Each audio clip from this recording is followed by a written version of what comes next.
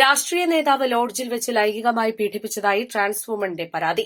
3 വർഷം മുൻപാണ് ദുരനുഭവം നേരിട്ടതെന്നും തന്റെ പരാതിയിൽ പോലീസ് കേസെടുത്ത പ്രതിയാക്കിയ കാളികാവ് സ്വദേശിയെ അറസ്റ്റ് ചെയ്യണമെന്നും ട്രാൻസ് വുമൺ മലപ്പുറത്ത് വാർത്താസമ്മേളനത്തിൽ പറഞ്ഞു.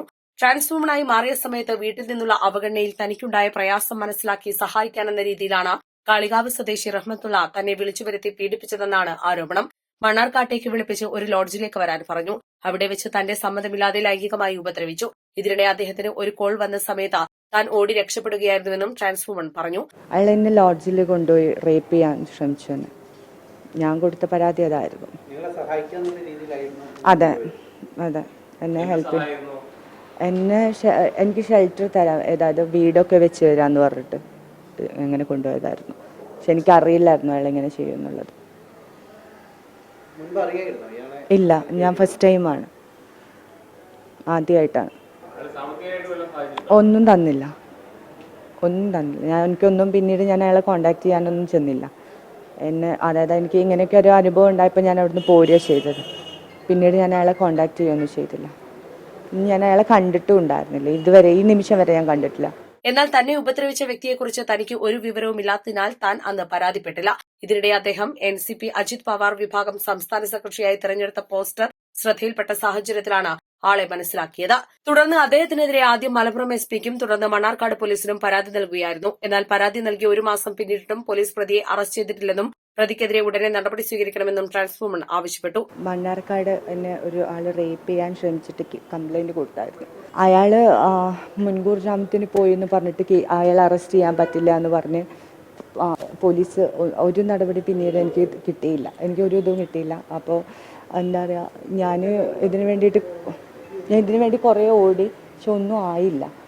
അപ്പോൾ അങ്ങനെ ഞാൻ ഇവിടെ വന്ന് പത്രത്തിൽ പറഞ്ഞു എനിക്ക് നീതി കിട്ടാൻ വേണ്ടിയിട്ട്. അയാൾ മുൻകൂർ ജാമ്യത്തിന് പോയി എന്ന് വിചാരിച്ചിട്ട് എനിക്ക് എൻ്റെ നീതി കിട്ടണ്ടേ. പോലീസാണെങ്കിൽ പിന്നീട് ഒരു നടപടി എടുത്തുകയും ചെയ്തില്ല.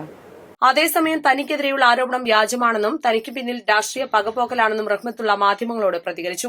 തനിക്ക് രാഷ്ട്രീയമായി നിരവധി എതിരാളികളുണ്ട്. തന്റെ കുടുംബവുമായി ബന്ധപ്പെട്ട പരാതിയിൽ ചിലർക്കെതിരെ പോലീസ് കേസെടുത്തിട്ടുണ്ട്. പീഡന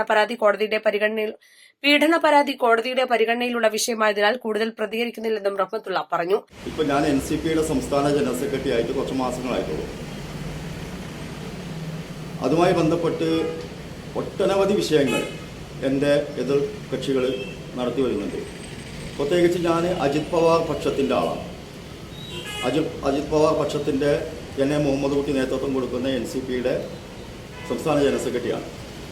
മാത്രമല്ല, ഈ വരുന്ന 11-ാം തീയതി മുതൽ 17-ാം തീയതി വരെ കാസർഗോഡ് മുതൽ തിരുവനന്തപുരം വരെ പാർട്ടിയുടെ നയപരിപാടികൾ വിശദീകരിച്ചുകൊണ്ടുള്ള ഒരു ജാഥ സംഘടിപ്പിച്ചിട്ടുണ്ട്.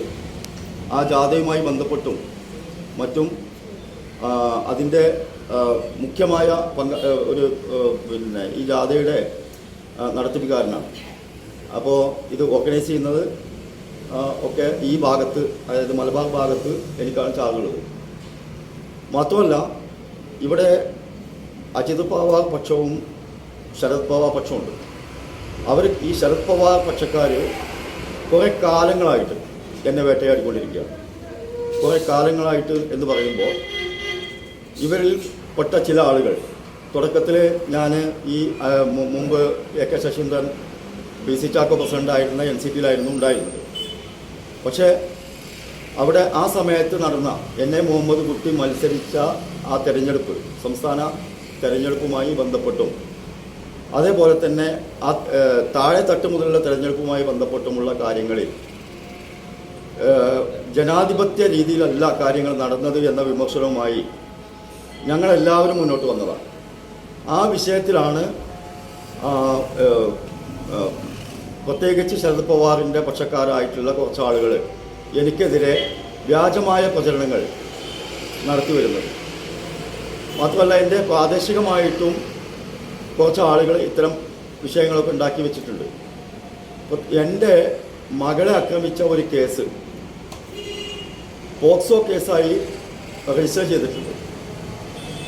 അതിലെ പ്രതിയും മറ്റും ചേർന്നുകൊണ്ട് കുറേ കാലങ്ങളായിട്ട് നിരന്തരം പരാതികൾ കൊടുക്കുകയും ആ പരാതികളൊന്നും ഏശാതെ വന്നപ്പോഴാണ് ഇത്തരം കാര്യങ്ങളിലേക്ക് അവർ കടന്നിട്ടുള്ളത്.